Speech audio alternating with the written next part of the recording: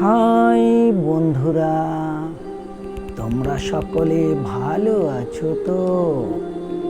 আশা রাখি তোমরা সকলেই ভালো আছো। এই পরিচিত সবজিটির রেসিপি এত আকর্ষণীয় ও মজাদার হতে পারে, তাও আবার হাত চেটেপুটে খাওয়ার মতো বিস্ময়কর, যেখানে মজার সাপোর্টিং উপাদান কিছুই নেই। সেই তরকারি এত মজা হয় কি করে, সেটাই দেখাবো এবং শোনাবো। আসসালামু আলাইকুম রাহমাতুল্লাহি ওয়া বারাকাতুহু। বন্ধুরা, চলে এলাম তোমাদের মাঝে চেনা জানা সবজির সহজ পদ্ধতিতে অসাধারণ স্বাদের আজকের রেসিপি, কাঁচা কলার দম। তাহলে চলো যাই যার যার রান্নাঘরে।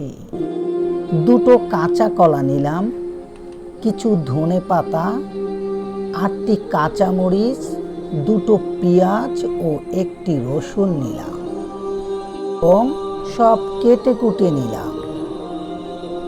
তবে একটি বাটিতে কিছু পানি ঢেলে নিলাম, কারণ কাঁচা কলা কেটে সাথে সাথে পানিতে ভিজিয়ে রাখবো। কাঁচা কলার কষটা ছাড়িয়ে নেওয়ার জন্য। এখন তাড়াতাড়ি চুলা অন করে কিছু পানি গরম করি।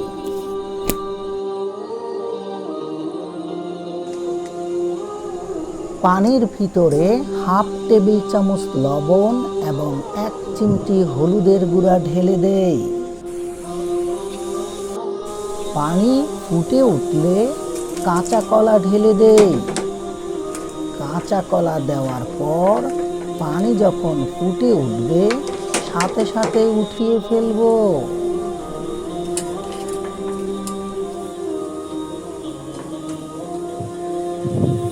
এখন 80 গ্রাম সাদা তেল কড়াইতে গরম করি।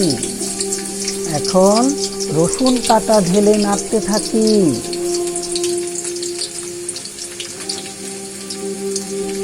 রসুন ভাজার 2 মিনিট পর পেঁয়াজ কাটা ঢেলে নাড়তে থাকি।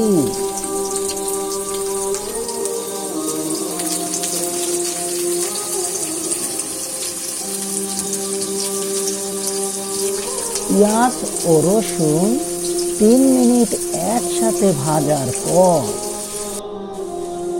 হাফ চা চামচ আদা বাটা ঢেলে দিলাম।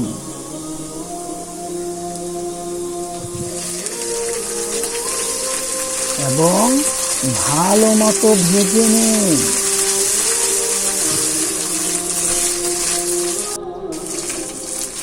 এখন 1 চামচ লবণ ঢেলে নাড়তে থাকি।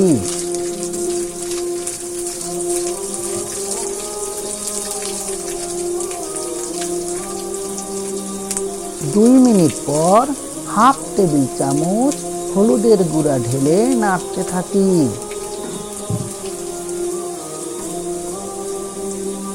30 সেকেন্ড পর হাফ টেবিল চামচ ধনে গুঁড়া ঢেলে নাড়তে থাকি। আবার 30 সেকেন্ড পর 1/3 আলমরিচের গুঁড়া ঢেলে নাড়তে থাকি। এখন সামান্য কিছু পানি ঢেলে নাড়তে থাকি।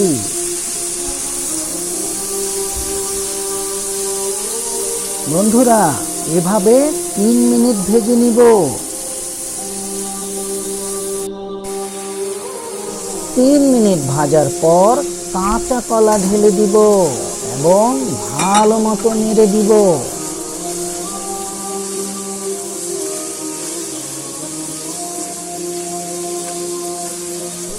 এই সময়টা ধীরে ধীরে মনোযোগ সহকারে 4 মিনিট ভেজে নিব।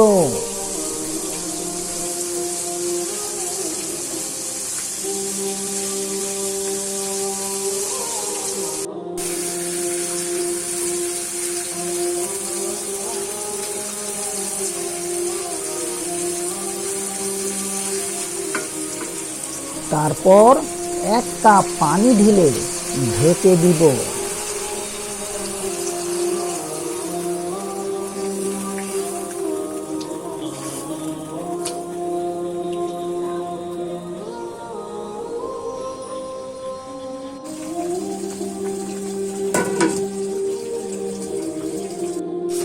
2 মিনিট পর ঢাকনা উঠিয়ে নেড়ে দিব। তবে কলাগুলো কিছুটা এভাবে ভেঙে দিব।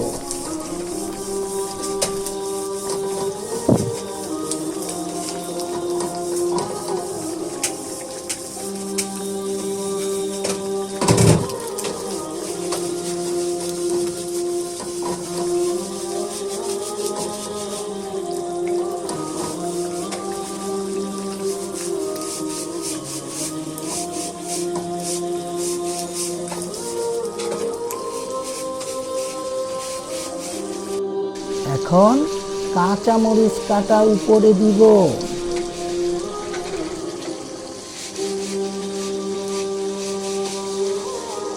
তারপর ধনেপাতা দিয়ে ভালো মতো নেড়ে দিব।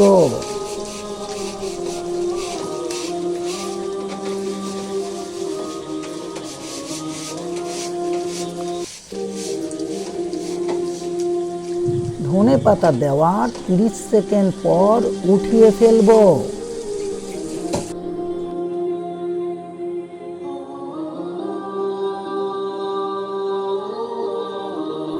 এখন তো পরিবেশনের পালা। সবশেষ কিছু জিরার গুঁড়ি ছিটিয়ে দেই। কি বন্ধুরা, দেখে কি মনে হয় মজার হয়েছে? বন্ধুরা, তোমরা সকলে ভালো থেকো, সুস্থ থেকো, সকল বন্ধুদের পাশে থেকো। আল্লাহ হাফেজ।